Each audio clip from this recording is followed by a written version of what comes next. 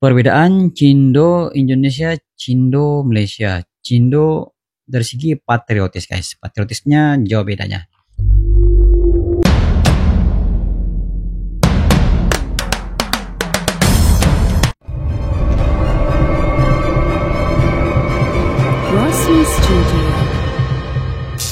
Tahu nggak, Indonesia mulai dijajah China loh. Pasti lagi banyak dengar nih, faktanya sekarang lagi terjadi badai PHK besar-besaran, terutama di bidang tekstil. Belasan ribu karyawan tekstil sudah di PHK sampai hari ini. Badai PHK ini terjadi karena banyak barang import murah yang membanjiri pasar di Indonesia. Dan masih akan terus berlanjut jika tak ada perubahan.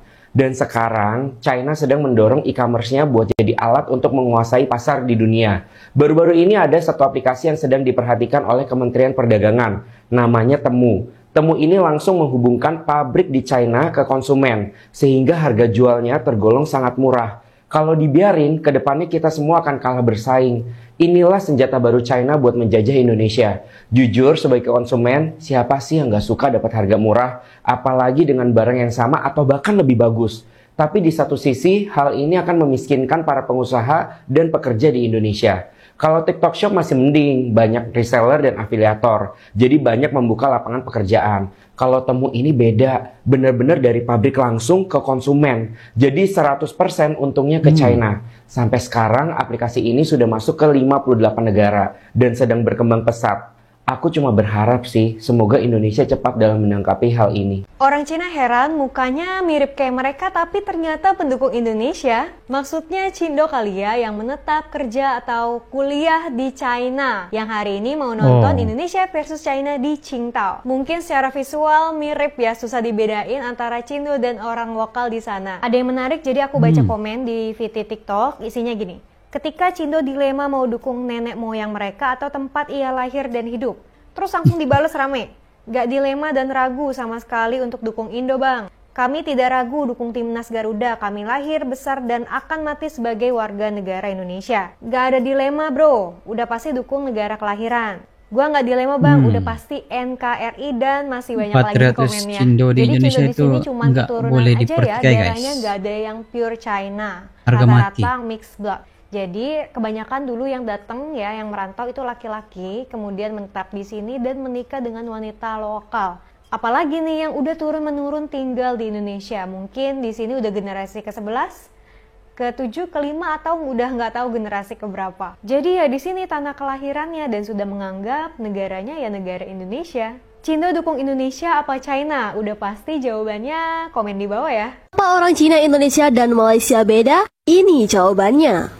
Orang Tionghoa Indonesia pasti akan tersinggung kalau merasa dilecehkan kalau ditanya, kamu bangsa apa sih? Di Malaysia orang Cina berbahasa Melayu patah-patah atau tidak lancar, mereka terbiasa menggunakan bahasanya sendiri dengan berbagai dialek.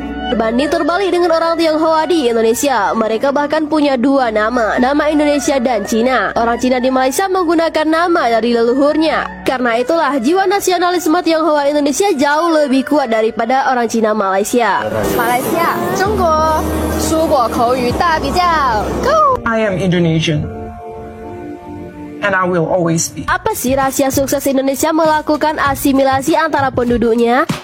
Menurut data statistik di ASEAN, Indonesia berada di posisi teratas populasi terbanyak warga negara keturunan Cina yang mencapai angka 7,6 juta jiwa. Malaysia dengan 6,9 juta. Etnis Tionghoa di Indonesia sudah menyatu dengan masyarakat lokal. Bahkan bukan hanya bahasa Indonesia yang mereka pelajari, bahasa daerah pun sudah fasih mereka berbicara. Ya, guys, di Indonesia ada keturunan etnis Tionghoa memakai nama Indonesia meskipun memiliki nama khasnya yang berlaku di kalangan mereka sendiri.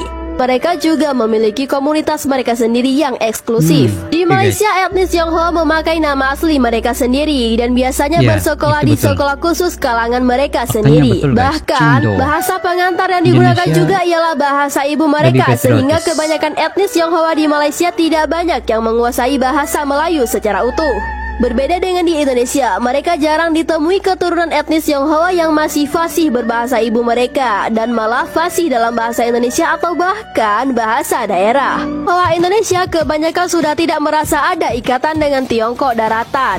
Sedangkan orang Tionghoa Malaysia masih banyak yang berhubungan dengan Tiongkok daratan. Orang Tionghoa Indonesia cenderung lebih mudah bergaul dengan etnis lain dibandingkan orang Tionghoa Malaysia. Terlepas baik buruknya kebijakan Orde Baru dulu, kebanyakan orang Tionghoa Indonesia mulai setia dan aktif untuk bersama-sama membangun dan terus melaju untuk Indonesia yang lebih maju. Jangan mentang-mentang saya suku Tionghoa gitu ya, suku keturunan. Kalian kira saya tuh selalu bela negara saya. Enggak kok. Negara saya tuh Indonesia. Kalau saya sering cari perbandingan negara lain, itu bukanlah karena dasarnya saya adalah keturunan negara tersebut. Enggak. Tapi gini loh ya, percayalah bahwa di semua negara tuh gak pernah ada yang sempurna. Kalian tahu di Tiongkok, kita tahu bahwa ekonomi di sana tuh sekarang maju banget. Mereka menguasai ekonomi dunia. Mereka lah negara adidaya. Tapi kalau kalian bilang sempurna, di sana udah kasih analisa bahwa kehidupan masyarakatnya itu udah mencapai titik menjenuhkan. Kalau kalian bilang negaranya sempurna, mereka tuh negaranya tuh keras. Kalau kalian tahu, pada saat negara punya proyek strategis, mereka akan gusur paksa. Semua rakyat mau setuju ke, mau nggak setuju ke, mereka akan gusur. Tapi bagusnya mereka itu akan memberikan rumah duluan. Mereka akan bangun rumah di sini. Setelah ini jadi, mereka akan gusur yang di sini. Ini pindah ke sini, mereka akan maju lagi. Nanti gusur yang di sini, pindah ke sini. Hebatnya mereka begitu. Tapi kalau kalian nggak biasa menerima apapun dari hebatnya tadi itu, pasti kalian akan sebut terus itu kekurangan. Jadi artinya kekurangan atau kelebihan itu semua tergantung kita. Kalau kita ada di tengah, maka jadilah bijaksana. Kita bisa menimbang antara kekurangan dan kelebihan sehingga kita bisa memanfaatkan. Itulah arti dari bijaksana. Jadi ketika melihat ada kekurangan, kita bisa menggunakannya sebagai kelebihan. Gitu. Sekali lagi, kalian tahu saya ini orang yang paling so tahu. Tapi buat kalian yang tahu, silakan tulis di kolom komentar. Lebih mudah bersama Gapura Office. Emang orang pribumi dan orang keturunan Chinese ada persamaan? Jawabannya ada. Kita ini sama-sama bukan penduduk asli Indonesia. Kok bisa gitu? Percaya nggak kalau di Indonesia ini nggak ada namanya orang Indonesia asli? Ya persamaannya, kita semua adalah pendatang. Lembaga Eijkman untuk biologi molekuler sudah meneliti 19 pulau besar yang ada di Indonesia selama bertahun-tahun, dan ternyata hasilnya nggak ada orang Indonesia asli yang benar-benar asli dari Indonesia. Kenyataannya nenek moyang Indonesia semua adalah pendatang dari benua Afrika. Kembali lagi nih ke topik pribumi. Kita harus tahu awalnya kata pribumi ini adalah kata diskriminatif dan diciptakan oleh orang Belanda penjajah Eropa di Indonesia pada saat itu. Jadi kata pribumi dibuat untuk memisahkan penduduk Indonesia dengan tujuan untuk pengendalian sosial ekonomi negara Hindia Belanda atau sekarang disebut dengan Indonesia. Kenapa? Karena Indonesia itu saat itu adalah penghasil tambangan yang luar biasa, perkebunan luar biasa, yang semua diekspor ke negara-negara Eropa, jadi sangat makmur. Makanya dibuatlah kata pribumi untuk membuat orang-orang yang aslinya tinggal di daerah itu, termasuk orang keturunan Chinese, Arab, Maluku, dan lain sebagainya, dipisah-pisahkan dengan tujuan lebih mudah dikendalikan, dan diciptakanlah kata pribumi. Kita ini semua sebenarnya adalah sama. Nah, kita nggak peduli datangnya dari mana, kita nggak peduli datangnya kapan. Jangan terhasut oleh banyaknya klasifikasi yang bisa menghapus persatuan kita. Karena kita semua adalah warga negara Indonesia dan kita harus bangga menjadi warga negara Indonesia. Gue Cindo. Ya iyalah, gue bisa bahasa naon atuh. Nggak bisa bahasa Mandarin, Tiongkok, Tionghoa, Cina, Chinese, Sokanari itu nggak bisa. Mohon maaf. Bahasa Indonesia gara ada baleo. Kelamaan di tanah Sunda. Lainnya. Bukan ya begini ya. Kayaknya mas saya mah dari semenjak ngaborojol teh apa dilahirkan ya dari rahim ibuku gitu. Kayaknya teh saya mah udah meweknya juga pakai bahasa Sunda. Oke. Materis nih mak. Kayaknya gitu. Tuh bisa bukannya nggak les bahasa Mandarin teh pernah les tapi tuh kuat kayaknya mah soak otaknya Jadi gini di sini itu sup tapi dikasih yang berlubang. Jadi yang kita lakukan adalah ini Cindo guys. Jadi Ci minta kasih lihat dia juga gitu. Judulnya bocor tapi coba ya panggil ya. Neng Nai. Hai ke. cemenyong.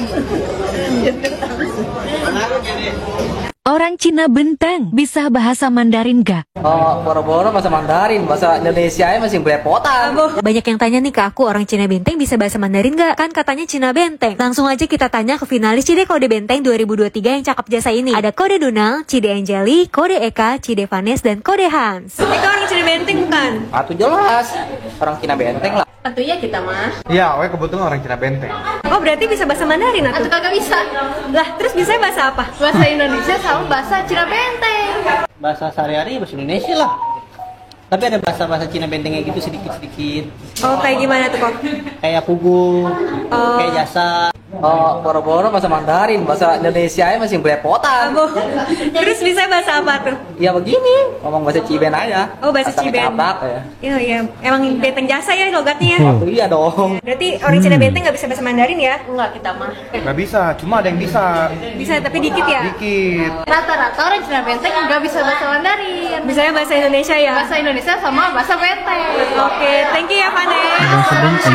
Kalian bisa dengar sendiri logatnya dan sehari-hari memang pakai bahasa Indonesia dan bahasa Cina Benteng yang merupakan kata serapan dari beberapa kosakata seperti bahasa Hokkien, Sunda, Belanda, dan Inggris. Katanya sih orang Cina Benteng dari Fujian yang dialeknya Hokkien. Kenapa bahasanya malah campur-campur gini ya? Coba yuk bikin kalimat pakai bahasa khas Cina Benteng biar yang belum tahu jadi tahu deh. Demikian guys, cuplikan video terkait dengan Cindo Indonesia guys.